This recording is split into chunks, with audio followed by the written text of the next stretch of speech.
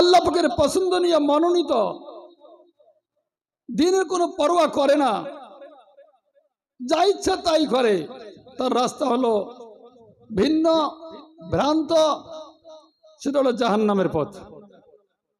তো আল্লাহ পাক আমাদেরকে দিন শেখার জন্য মাদ্রাসায় আনছেন, আর এই মাদ্রাসার মধ্যে কোরআন শিক্ষা হয়। কোরআন কি জিনিস? কোরআন হলো আল্লাহ পাকের পক্ষ থেকে এক অবতীর্ণ কিতাব, যা আল্লাহর পক্ষ থেকে আসছে, এতে কোনো সন্দেহ নাই। তানজিলুল কিতাব লা রাইবা ফীহি মির রাব্বিল আলামিন, এটা রব্বুল আলামিনের পক্ষ থেকে এটা অবতীর্ণ কিতাব। যে জিনিস রব্বুল আলামিনের পক্ষ থেকে আসছে তাতে কোনো সন্দেহ থাকতে পারে না, তার প্রত্যেকটা বিষয় পরিপূর্ণ মজবুত। যেমন আল্লাহ কোরআনের মধ্যে বলেন, ইন্না হাযাল কুরআন ইয়াহদি লিল্লাতী হিয়া আকওয়াম, এই কোরআন পথ দেখায়। ইন্না হাযাল কুরআন ইয়াহদি লিল্লাতী হিয়া আকওয়াম, এমন পথ দেখায় যা মজবুত, যা সরল, সোজা, নিষ্কণ্ঠক, যাতে কোনো ভেজাল নেই, যাতে কোনো সমস্যা নেই, আল্লাহ পাকের পছন্দনীয় পথ। কোরআন এমন পথ দেখায়, যারা কোরআনের এই পথকে গ্রহণ করে এরা কামিয়াবির পথ গ্রহণ করেছে। যারা কোরআনের পথকে বর্জন করে তারা ধ্বংসের পথকেই গ্রহণ করেছে। আমি এতটুকুই কোরআনের কথা বলবো যে আমরা কোরআন আল্লাহর পক্ষ থেকে অবতীর্ণ, এটা লৌহ মাহফুজের কিতাব, এটা লৌহে মাহফুজের কিতাব। ইন্না হাযাল কুরআন ইন্নাহু লাকুরআনুন কারীম, নিশ্চয় সম্মানিত কোরআন, ফি কিতাবিম মাকনুন, এটা গোপন কিতাব, লৌহে মাহফুজের মধ্যে আছে। লা ইয়ামাসসুহু ইল্লাল মুতাহহারুন, পবিত্র ফেরেশতারা ছাড়া একে কেউ স্পর্শ করতে পারে না। তানজিলুম মির রাব্বিল আলামিন, এটা জগতের প্রভুর পক্ষ থেকে অবতীর্ণ। আফাবি হাযাল হাদিস আনতুম মুদহিনুন, তোমরা কি এই কোরআনের ব্যাপারে শিথিলতা করতেছো? কোরআন শিখতেছো না? কোরআনের যে বিধিবিধান কোনো পরোয়া করো না? তোমরা কি শিথিলতা করতেছো?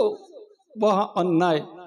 এজন্য কোরআন শিক্ষা করা এবং কোরআনের জীবনে বিধান শিক্ষা করা, এটা আল্লাহ পাক রাসূল সাল্লাল্লাহু আলাইহি ওয়াসাল্লাম ফরজ করেছেন। তালাবুল ইলমি ফারিদাতুন আলা কুল্লি মুসলিম, তালাবুল ইলম, ইলম তলব করা অর্থ আল্লাহ পাকের বিধান, আল্লাহ পাকের আদেশ এবং নিষেধ, যা তিনি আদেশ করেছেন তা বান্দার জন্য কল্যাণময়, ওই আদেশ পালন করা বান্দার জন্য কল্যাণময়। তিনি যা নিষেধ করেছেন তা বর্জন করা কল্যাণময়। এটা ছিল, এই জন্য ইলম শিক্ষার মূল উদ্দেশ্যই ছিল আল্লাহর বিধান শিক্ষা করা। কিন্তু কি বলবো, আমার ভাষা শেষ হয়ে গেছে, তো আমি কিছুই বলার আমার নাই। তবে আমি সংক্ষেপে অত্যন্ত সূক্ষ্মভাবে কয়েকটা কথা বলতে চাই। ইয়াতি আলান নাস জামান আসসাবিরু ফীহিম আলা দীনিহি কাল কাবিজ আলাল জামর, নবীজি বলেন আসসাবিরু আলা দীন ইয়াতি আলান নাস জামান, মানুষের কাছে একটা জামানা আসবে, মানুষের কাছে একটা সময় আসবে, আসসাবিরু আলা দীনিহি, ওই জামানায় তার নিজের দিনের উপরে ধৈর্যশীল, কাল কাবিজ আলাল জামার, সেজন্য জ্বলন্ত আগুনের টুকরাকে হাতে ধারণ করলো। জ্বলন্ত আগুনের হাতের টুকরাকে ধারণ করা যেমন কঠিন, দিনের উপরে চলা এত বড় কঠিন।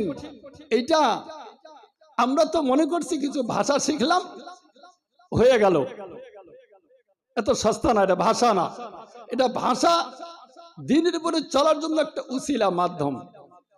এখন ফিতনা আমাদেরকে এইভাবে গ্রাস করছে, এরকম ঢেকে নিচ্ছে যে আমি যদি ফিতনার কথা বলতে যাই আমার মুখ পুড়ে যায়। এজন্য কবির ভাষা বলতে হয়, আজব দরদস্তে আন্দর দিল আগার গুইয়াম জবা সুজত, আগার দর দিল নেহা দানম জামাগো উস্তুখা সুজত। কবি বলেন আজব দরদস্তে আন্দর দিল আগার গুইয়াম জবা সুজত, আগার দর দিল নেহা দানম জামাগো উস্তুখা সুজত। আশ্চর্য ব্যথা আমার অন্তরে, আশ্চর্য ব্যথা আমার অন্তরে। আমি যদি বলি, জবান দিয়ে বলি, জবান পুড়ে যায়। যদি অন্তরে রাখি সমস্ত শরীরটা পুড়ে সরকার হয়ে যায়। এই জন্য বলতে পারতেছি না, কি বলবো। একটা হাদিস শুনেন, قال رسول الله صلى الله عليه وسلم إذا وسد الأمر إلى غير أهله فانتظروا الساعة إذا وسد الأمر إلى غير أهله। যখন অযোগ্যদের কাছে, যখন অযোগ্য ব্যক্তির কাছে দায়িত্ব দেওয়া হয়, যে যোগ্য না এমন ব্যক্তির কাছে দায়িত্ব অর্পণ করা হয়, তোমরা কিয়ামতের অপেক্ষা করো। আমরা যদি তালাশ করি, বর্তমান যে আমরা মাদ্রাসার মুহতামিম, মসজিদের খতিব, এরকম কাজী, বিচারক, যেখানে দেখি না কেন দেখবেন এগুলো অযোগ্য। যে ওয়াজ করে তারও অযোগ্য। আমি নিজে বলতেছি, আমি আমাকে অযোগ্য বলছি, শুধু যে মুখে বলছি তা না, বাস্তবেও আমি অযোগ্য, এই জায়গার উপযুক্ত আমি না। সেদিন আমাদের মধ্যে বিশ্বভারতীর ছেলে বলছেন খুব সুন্দর কথা, তার মধ্যে একটা কথা হযরত বলছেন যে এই চেয়ারটা যারা মানুষকে সংশোধন করতে চায় এটা সকলের জন্য না। আমরা তো সকলে গ্রহণ করছি, সকলে গ্রহণ করছি, কিন্তু কোথায় কিভাবে আল্লাহর হুকুমকে নষ্ট করতেছি।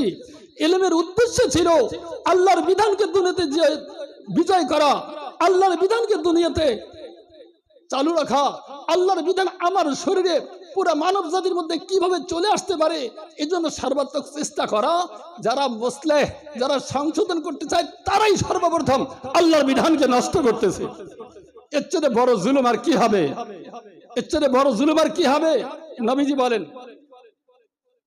ইউসুকু আইয়াতি আলান নাসি জামান, ইউসুকু আইয়াতি আলান নাসি জামান লা ইয়াবকা মিনাল ইসলামি ইল্লা ইসমু ওয়া লা ইয়াবকা মিনাল কুরআনি ইল্লা রাসমু মাসাজিদুহুম আমিরাতুন ওয়া হিয়া খারাবুম মিনাল হুদা। নবীজি বলেন, মানুষের কাছে একটা জমানা আসবে, যে জমানার মধ্যে ইসলামের কিছু বাকি থাকবে না, ইসলামের কোন আমল বাকি থাকবে না। লা ইয়াবকা মিনাল ইসলামি ইল্লা ইসমু, শুধু নামটা বাকি থাকবে। ওয়া লা ইয়াবকা মিনাল কুরআনি ইল্লা রাসমু, কোরআনের কিছু বাকি থাকবে না, শুধু তার লেখাগুলা থাকবে। এখন শুধু কোরআনের লেখা, কোরআনের শব্দ, কোরআনের ভাষা, তো এটাই চলতেছে, এটাই চলতেছে। কোরআন আল্লাহ কি আদেশ করেছেন এটা আমি মানলাম কি মানলাম না, এটার কোনো ভ্রুক্ষেপ নাই, কোনো গুরুত্ব নাই। এমন এক পরিস্থিতিতে আমরা প্রত্যেকটা জায়গায়। এই জন্য আমি আপনাদের সকলের কাছে অনুরোধ করবো, আমি আমাকে বলবো, হে মন, হে অন্তর, তুমি তোমার নিজেকে দেখো, তুমি আল্লাহর বিধানকে তুমি জিন্দা করতেছো না ধ্বংস করতেছো। এজন্য এই কথা মুসলিম আলাইহির রাহমা খুব সুন্দর করে বলছেন। আমরা এমন এক পরিস্থিতিতে আছি, সেই কথা আমি বলতেছি মুসলিম আলাইহির রাহমা ভাষায়, গরবা মিরো সাগুজিরো মুর্শিদার বা মিকুনাদ ইচুনিয়ার কান